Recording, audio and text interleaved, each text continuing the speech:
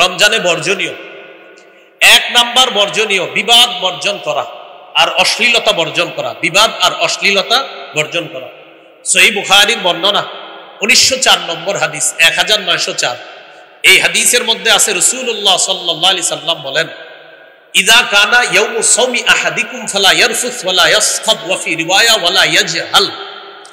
তোমাদের কেউ যখন রোজা রাখবা, রোজা রাখা অবস্থায় কেউ গালি দিবা না, উল্টাপাল্টা কথা বলবা না, মুখে কোনো অশ্লীল বাক্য আনবা না, অশ্লীল কর্ম করবা না। ফাইন সাবাহু আহাদুন আও কাতালা, কেউ যদি রোজাদারের সাথে ঝগড়া করে, লড়াই করে, অথবা বাদানুবাদে লিপ্ত হয়, ঝগড়ায় লিপ্ত হয়, ফালিয়াকুল, রোজাদার তখন বলবে ইন্নী সাইম, আমি রোজাদার। বুখারীর অন্য বর্ণনা আসছে আপনি 2 বার বলবেন ইন্নী সাইম, ইন্নী সাইম, আমি রোজাদার, আমি রোজাদার। বুখারীর অন্য বর্ণনা আসছে ফালিয়াকুল ইন্নী সাইমুন মাররাতাইন, সেজন্য 2 বার বলে আমি রোজাদার, আমি রোজাদার। তাহলে বলি এই রমজানে যদি আমাদের সাথে কেউ ঝগড়া করতে আসে, আমরা 2 বার বলে দিব কি, আমি রোজাদার, আমি রোজাদার, আপনি অন্যদিকে যান। আল্লাহ আমাদেরকে ঝগড়া থেকে হেফাজত করবে। 2 নাম্বার, অনর্থক কথাবার্তা বর্জন করা। অনর্থক কথাবার্তা মানে দরকার নাই, শুধু শুধু অনর্থক কথাবার্তা বর্জন করা। সহিহ বুখারীর বর্ণনা 2477 নম্বর হাদিস, রাসূলুল্লাহ সাল্লাল্লাহু আলাইহি সাল্লাম বলেন, ইন্নাল্লাহা কারিহা লাকুম সালাসা, আল্লাহ তোমাদের জন্য 3টি বিষয় অপছন্দ করেছে।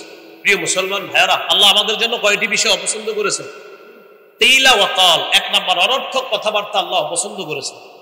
2 নাম্বার ওয়া ইদাআতাল মাল, সম্পদ নষ্ট করা আল্লাহ অপছন্দ করেছেন।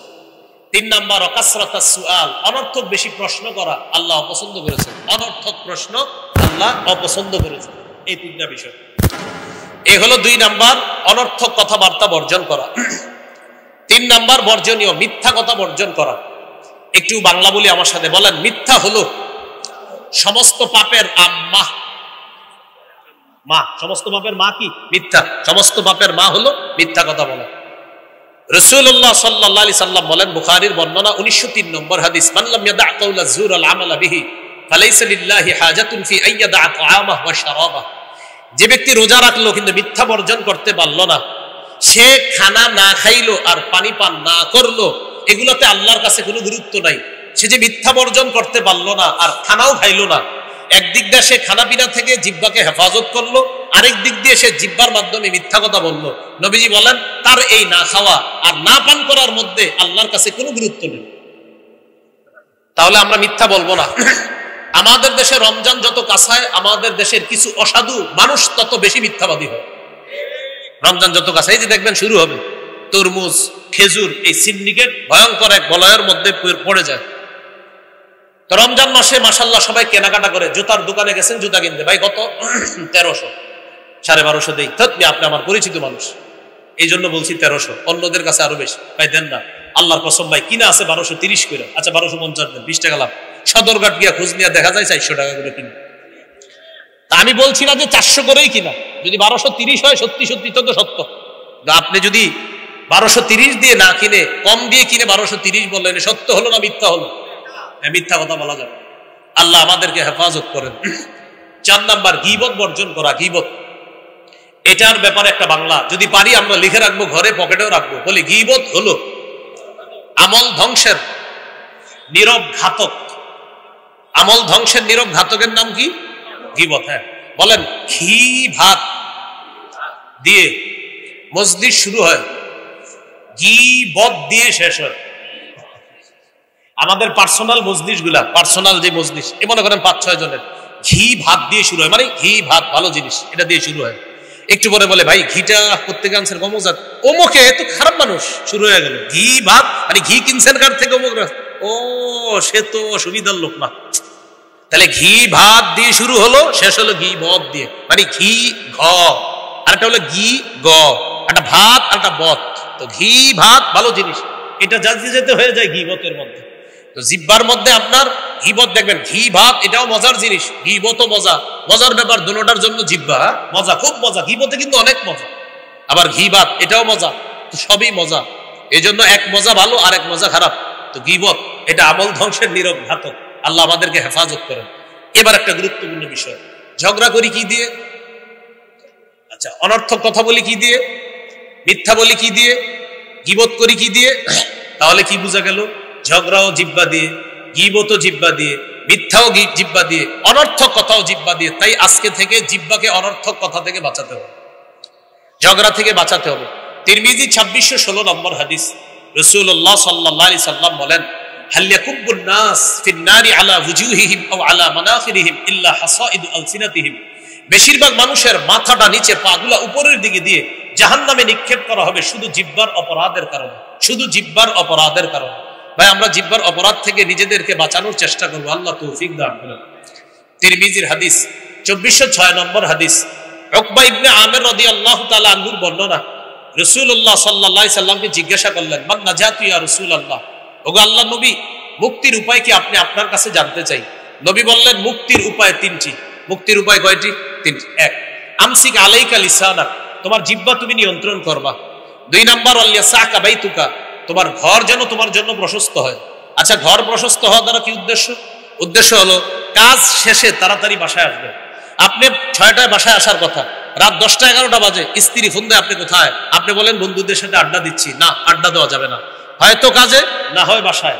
বাসায় নাই, কাজে থাকবেন, কাজে নাই, বাসায় থাকবেন। কারণ আপনি স্ত্রীর সামনে, সন্তানের সামনে, মা বাবার সামনে এই গুণাগুলা করতে পারবেন না যেগুলা বন্ধুদের সাথে আপনি বাহিরে করতে পারবেন। তাই নবীজি বললেন, 2 নাম্বার, তোমার ঘর যেন তোমার জন্য প্রশস্ত হয়। তো 1 নাম্বার, তোমার জবান নিয়ন্ত্রণ করবা। 2 নাম্বার, তোমার ঘর যেন তোমার জন্য প্রশস্ত হয়। 3 নাম্বার, ওয়াক্কি আলা খাতিআতিক, তুমি গুনাহের জন্য কান্নাকাটি করবা। তো দেখেন এই 3টার মধ্যে একটা হলো জিহ্বা নিয়ন্ত্রণ করা। তাহলে ঝগড়া হয় জিহ্বা দিয়ে। হাদিসে আসছে, আস-সাওমু জুন্নাহ, রোজা হলো জাহান্নাম থেকে বাঁচার ঢাল। এই ঢালকে যদি ছিদ্র করা না হয়, রোজা নামক ঢাল ছিদ্র হয় বিশেষত 2টি অপরাধের কারণে। একটা হলো মিথ্যা কথা, আর একটা গীবত। আর হাদিস থেকে জানলাম বেশিরভাগ মানুষ জাহান্নামে যায় জিহ্বার কারণে। এবার আমার সাথে একটু সবকের মতো বলি, ওলামা হযরতরা না, শুধু আপনারা বলেন তো, রোজা নামক ঢাল ছিদ্র হয় কয় অপরাধে? কি কি? মিথ্যা, গীবত। মিথ্যা গীবত হয় কি দিয়ে? আর জিহ্বার কারণে বেশিরভাগ মানুষ কোথায় যায়? জাহান্নামে যায়। এই জন্য আমরা জিহ্বাটাকে নিয়ন্ত্রণ করব, আল্লাহ তৌফিক দান করেন। তিরমিজির হাদিস 2410 নম্বর হাদিস, রাসূলুল্লাহ সাল্লাল্লাহু আলাইহি সাল্লামের সাহাবী সুফিয়ান রাদিয়াল্লাহু তাআলা নবীজিকে জিজ্ঞাসা করলেন, মা আখওয়াফু মা তাখাফু আলাইয়া ইয়া রাসূলুল্লাহ, হুজুর আমার ব্যাপারে সবচেয়ে বিপজ্জনক বিষয় কোনটা মনে করেন? আখাযা বিলিসানি নাফসি, নবী নিজের জিহ্বা মুবারক ধরে বললেন, হাযা, এটা এটা এটা, আমি তোমার জন্য সবচেয়ে বিপজ্জনক মনে করি এটা। এজন্য ভাই জিহ্বা বড় ভয়ঙ্কর জিনিস। এটা এমন ভয়ঙ্কর যে এক কথায় সাজানো সংসার তছনছ হয়ে যায়, এক কথায় সবকিছু উলট পালট হয়ে গেল, এমন ঘটনা আমাদের দেশেও কিন্তু ঘটছে। এই জন্য আপনার জিহ্বাকে নিয়ন্ত্রণ করা, আল্লাহ হেফাজত করেন। তিরমিজির হাদিস 2407 নম্বর হাদিস, এই হাদিসের মধ্যে আসছে, রাসূলুল্লাহ সাল্লাল্লাহু আলাইহি সাল্লাম বলেন, ইদা আসবাহা ইবনু আদম, আদম সন্তান যখন সকালবেলা ঘুম থেকে ওঠে, ফাইনাল আযা কুল্লাহা তুকাফিরুল লিসান, সমস্ত অঙ্গ প্রত্যঙ্গগুলা জিহ্বাকে ডেকে বলে, ও জিহ্বা, ইত্তাকিল্লাহা ফিনা, তুমি আমাদের ব্যাপারে আল্লাহকে ভয় করো। ফাইন্নামা নাহনু বিকা, আমরা তোমার দ্বারাই নিয়ন্ত্রিত। জিহ্বা, তুমি আমাদের ব্যাপারে আল্লাহকে ভয় করো, আমরা তোমার মাধ্যমে নিয়ন্ত্রিত। ফাইন ইস্তাকামতা ইস্তাকামনা, তুমি সোজা থাকলে আমরা সোজা। ওয়া ইন ওয়াজাজতা ওয়াজাজনা, তুমি বাঁকা হলে আমরা বাঁকা। বলি তো ভাই, রোজা নামক ঢাল ছিদ্র হয় কয় অপরাধে? কি কি? গীবত, মিথ্যা হয় কি দিয়ে? সমস্ত অঙ্গ। বস মানে কাকে? জিহ্বাকে। হ্যাঁ, জিহ্বাকে। প্রতিদিন সকালে বলে, জিহ্বা তুমি আমাদের বস, তুমি ঠিক থাকবা আমরা ঠিক, তুমি বাঁকা হবা আমরা বাঁকা। তিরমিজি 2408 নম্বর হাদিস দিয়ে শেষ করছি। রাসূলুল্লাহ সাল্লাল্লাহু আলাইহি সাল্লাম বলেন, মান ইয়াতাকাফফালু লি মা বাইনা লাহইহি ওয়া মা বাইনা রিজলাই আতাকাফফালু লাহু বিল জান্নাহ, যে ব্যক্তি 2 চোয়ালের মাঝে জিহ্বা আর 2 রানের মাঝে লজ্জাস্থানে 2টা অঙ্গের নিশ্চয়তা আমাকে দেয় যে সে গুনাহ করে না, আতাকাফফালু লাহু বিল জান্নাহ, আমি তাকে জান্নাতে নেওয়ার জিম্মাদার হয়ে যাব। তাহলে কয়টা বর্জনীয় শুনলাম? 4টা। ও আরো 2টা বাকি আছে। 1 নাম্বার ঝগড়া বর্জন করা, 2 নাম্বার অনর্থক কথা বর্জন করা, 3 মিথ্যা বর্জন করা, 4 গীবত বর্জন করা, 5 নাম্বার লৌকিকতা বর্জন করা। কি বর্জন করা? লোক দেখানো ইবাদত বর্জন করা। সিয়াম আল্লাহর জন্য, সাহরি আল্লাহর জন্য, ইফতারি আল্লাহর জন্য, করানো ইফতারি সব তার জন্য, আল্লাহর জন্য। বুলুগুল মারাম হাদিসের একটা কিতাব, এই কিতাবের 440 নম্বর হাদিসের বর্ণনা। রাসূলুল্লাহ সাল্লাল্লাহু আলাইহি সাল্লাম বলেন, ইন্না আখওয়াফা মা আখাফু আলাইকুম আশ-শিরকুল আসগর আর-রিয়া। তোমাদের ব্যাপারে আমি সবচেয়ে আশঙ্কা করি ছোট শিরিকের। সেই ছোট শিরিক হলো লোক দেখানো ইবাদত করা। আল্লাহ আমাদেরকে লোক দেখানো ইবাদত করা থেকে হেফাজত করেন। হাদিসের একটা কিতাব আছে সহিহ ইবনে খুজাইমা, এই কিতাবের 2 নম্বর খণ্ড 140 নম্বর পৃষ্ঠা। রাসূলুল্লাহ সাল্লাল্লাহু আলাইহি ওয়াসাল্লাম বলেন, শোনো তোমরা ইয়াকুম আশ-শিরকাস সারাইর, তোমরা গোপন শিরিক থেকে বাঁচো। সাহাবীরা বললেন, হুজুর গোপন শিরিক কি? দেখেন নবী কি বলে। নবীজি বললেন, ইয়াকুমুর রাজুল ফায়ুসাল্লি, কোন ব্যক্তি নামাজে দাঁড়ায়, ফায়ুযায়্যিনু সালাতাহু জাহিদান লিমা ইয়ারা মিন নাজরিন নাসি ইলাইহি, নামাজ সুন্দর করে এই নিয়তে মানুষ যেন তার নামাজ দেখে বলে বাবা কত সুন্দর নামাজ। হ্যাঁ, নবীজি বলেন যাকা শিরকুস সারাইর, এটা গোপন শিরিক। এক ব্যক্তি নামাজে দাঁড়াইছে, রুকু সুন্দর মতো করে, সেজদা সুন্দর মতো করে, এই নিয়তে মানুষ আমার রুকু সেজদা দেখে বলবে বাবা কি অসাধারণ ভাবে নামাজ করে, কত সুন্দর রুকু, কত সুন্দর সেজদা, তাহলে তার নিয়ত মানুষকে দেখানো, এটা হলো গোপন শিরিক। এক সাহাবী প্রশ্ন করলেন, হুজুর কেউ যদি আল্লাহকে খুশি করার জন্য রুকু সেজদা সুন্দর করে, আর যদি মানুষ প্রশংসা করে, বুখারীর 757 নম্বর হাদিসে আছে রুকু করতে হবে ধীরস্থির ভাবে, সেজদা করতে হবে ধীরস্থির ভাবে। তো কেউ যদি রুকু সেজদা সুন্দর ভাবে করে, কার জন্য? আল্লাহর জন্য। মানুষ যদি প্রশংসা করে মাশাআল্লাহ তার রুকু সুন্দর, সেজদা সুন্দর, হুজুর এটাও কি রিয়া হবে, লোক দেখানো ইবাদত হবে? নবীজি বললেন না, এটা লোক দেখানো ইবাদত হবে না। তিলকা আজিলু বুশরাল মুমিন, সহিহ মুসলিমের ইবারত, এটা মুমিনের জন্য দুনিয়াতে নগদ সুসংবাদ। তাহলে কোন ব্যক্তি যদি আল্লাহকে খুশি করার জন্য ইবাদত সুন্দর করে, মানুষ যদি প্রশংসা করে, এটা আল্লাহর পক্ষ থেকে বান্দার জন্য দুনিয়াতে নগদ সুসংবাদ। এই হলো 5 নাম্বার বর্জনীয়, লৌকিকতা বর্জন করা। 6 নাম্বার বর্জনীয়, অপচয় করব না। কি করব না? অপচয়। অপচয়ের 2টা আরবি কোরআনে আছে। আপনার অনেক আরবির মধ্যে 2টা উল্লেখযোগ্য। এক জায়গায় আছে দেখবেন ওয়ালা তুসরিফু, আরেক জায়গায় আছে ওয়ালা তুবাযযিরু। ওয়ালা তুসরিফু অর্থ অপচয় করো না, তুবাযযিরু অর্থ অপচয় করো না। লা তুসরিফু অপচয় করো না, লা তুবাযযিরু অপচয় করো না। 2 অপচয় করো নার পার্থক্য কি? এখানে অনেক ছাত্র ভাইয়েরা আছেন, আমার সাথে একটু বললে সুন্দর হবে। বলেন, বৈধ কাজে মাত্রাতিরিক্ত খরচ করাকে ইসরাফ বলে।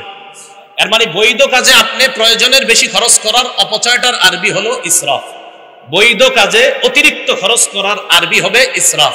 অর্থাৎ বৈধ কাজে আপনি অপচয় করতেছেন, এটার আরবি কি হবে? ইসরাফ।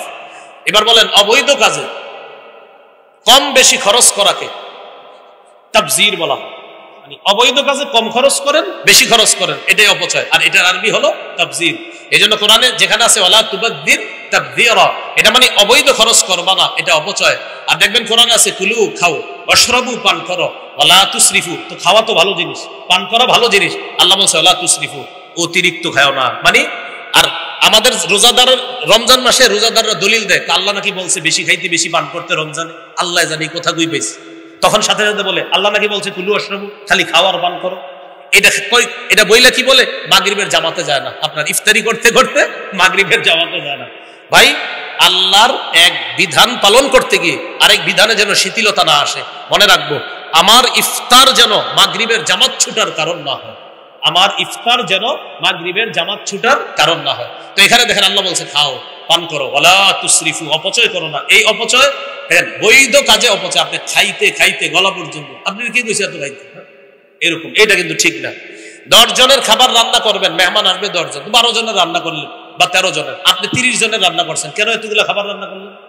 তো বৈধ কাজে মাত্রা অতিরিক্ত খরচ করা, এটাও অপচয়, এটাকে বলা হয় ইসরাফ। আর অবৈধ কাজে কম বেশি খরচ করাকে, এটাকেও বলে অপচয়, এটাকে বলে তাবযির। আল্লাহ আমাদের সকলকে ইসরাফ এবং তাবযির উভয়টা থেকে বাঁচার তৌফিক দান করেন। তাহলে 6 নম্বর বর্জনীয়, অপচয় অপব্যয় থেকে আমরা বেঁচে থাকবো। আল্লাহ আমাদের সকলকে 18টা মৌলিক করণীয় বললাম, ওলামা হযরত খতিব সাহেব মসজিদের মিম্বরে নিঃসন্দেহে আরো বেশি বলবে, আর 6টা বর্জনীয় বললাম। এই 24টি কথা আমরা মনে রাখবো, আল্লাহ তৌফিক দান করেন।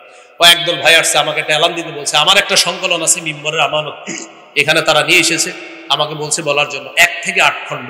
প্রথম খণ্ড সন্তানের 64টা অধিকার, এটা আপনারা যারা সংগ্রহে আছে আমি বলবো জামাই বউ দুজন মুখস্থ করে নেবেন। প্রথম খণ্ডটা সন্তানের 64টা অধিকার, এই আলোকে সন্তান বড় করবেন। বিয়ের আগেও কি করণীয়, এটা প্রথম খণ্ডে আলোচনা। দ্বিতীয় খণ্ডের আলোচনা শিরিক, বেদাত, কুফর, তাওহীদ। তৃতীয় খণ্ডের আলোচনা হালাল হারাম সুদ সম্পর্কে 4th খণ্ডের আলোচনা, স্বামীর 24টি অধিকার, স্ত্রীর 19টি অধিকার, এটাও মুখস্থ করব। দেখবেন এখনো 20টা আপনি আদায় করেন নাই, আর আপনার স্ত্রীর 15-16টা এখনো আদায় করা হয় নাই, এটা মুখস্থ করে দেওয়া। 5 নম্বর খণ্ড লা ইলাহা ইল্লাল্লাহর ব্যাখ্যা, 6 নম্বর খণ্ড নামাজ, 7 নম্বর খণ্ড পাক নাপাকের মাসালা। শীতকালে অনেকে প্রশ্ন করে, হুজুর শুধু ঢিলা নিলে হবে না, পানি নিতে হবে? আর গরমকালে বলে শুধু পানি নিলে হবে না, ঢিলা নিতে হবে। এখন ঢিলা পানি কি উভয়টা নেওয়া লাগবে কিনা, এটা 7 নম্বর খণ্ডে আলোচনা আছে, লম্বা আলোচনা। 8 নম্বর খণ্ডের আলোচনা, নামাজের বিভিন্ন মাসলাম আছে। আল্লাহ আমাদের সকলকে যে কথাগুলো শুনলাম বললাম, এখানে অনেক উলামা একরাম আছেন, উপস্থিত আছেন, মাশাআল্লাহ, সকলের কাছ থেকে দোয়া চাই, আমিও দোয়া করি আল্লাহ আমাদের